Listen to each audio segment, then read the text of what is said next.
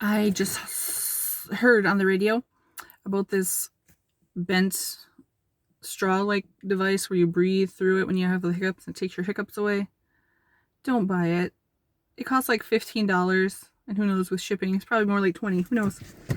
All you have to do, simple, easy, cure your hiccups 90% of the time. Plug your ears, plug your nose, and then swallow like 2 or 3 times, and you're creating the same kind of pressure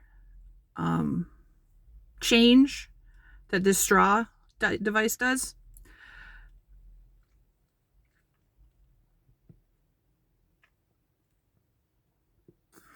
It's not easy.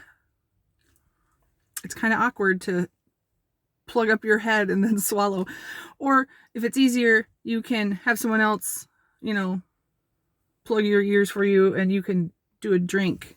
But I find it's just as effective. Plug in,